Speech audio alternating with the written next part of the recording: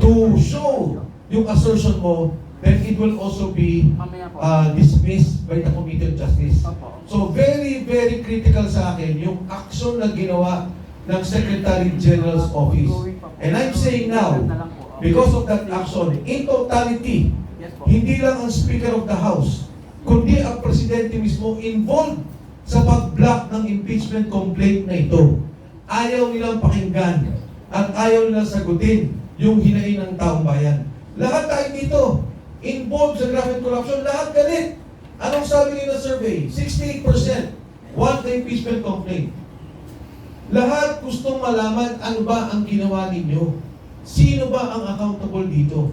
Why did you block us all of a sudden? For a ministerial process, procedure.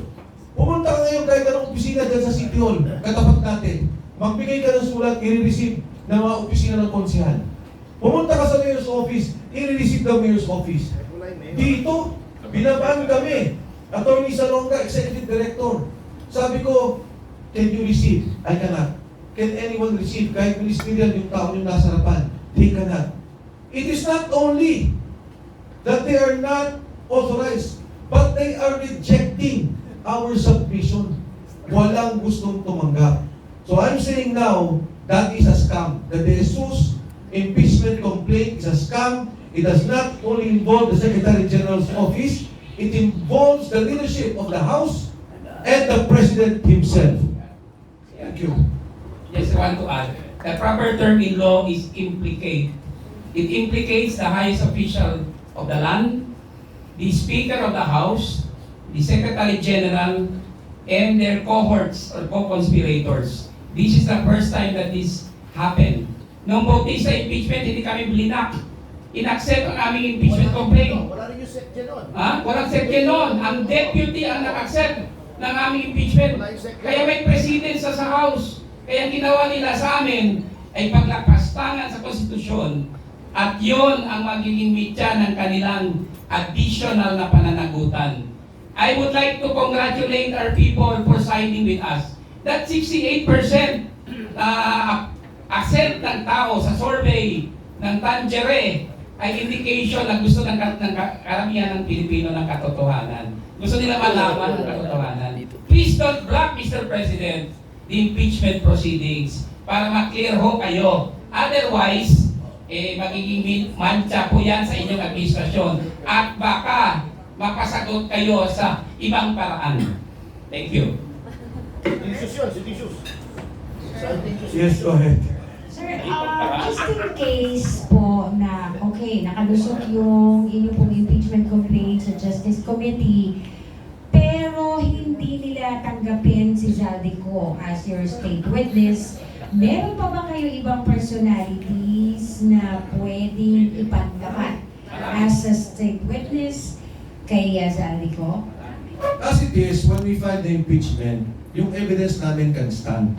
Yun na yun. Kung ano yung final namin, the evidence stands.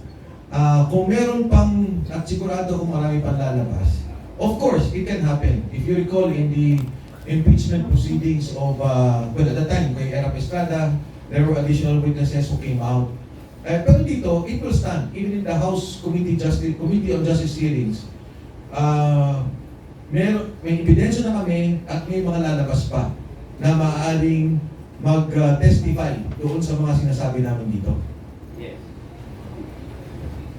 Ano ba yan, sir? Politiko rin? Politiko po ba yan? O na mga officials, na dating officials? Ayoko na mag-dwell doon sa hulaan. Basta sa akin, ang sinabi ko lang is, in particular, kasi si Zaldico, ang main na lumalabas, di ba, on the graft and corruption, that he is willing to be a witness for us. As to the others, andito na ho yung aming ebidensya at kung may karagdagan pa, handa po kami. Mayroon pa nga kami papatawag na isang senador Yes. na kakampi na nila pero nung nagpatawag siya ng hearing, galit na galit siya sa smuggling ng sugar, galit na galit siya kay Marcos. Okay. So, hindi ko lang sasabihin ko si Senador ngayon, sir, hindi the former. Mga tanong ako. Basically, the reason why this honorable gentleman, that's, di ba? Nag-decide sila na mag-file kasi sumama kami is because yung mga tao kusang loob na nag-volunteer na magbigay ng mga ebidensya. So, that itself, ang nagsasabi na marami talagang gustong tumulong para malaman ang katotohanan na nangyayari sa nakawan sa Kabandumayan. Yun lang po.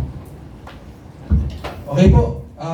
First of all, again, we would like to thank everyone sa kanila pong pagdalo dito. As we promised, we will discuss per article the charges that we have against President Bongbong Marcos.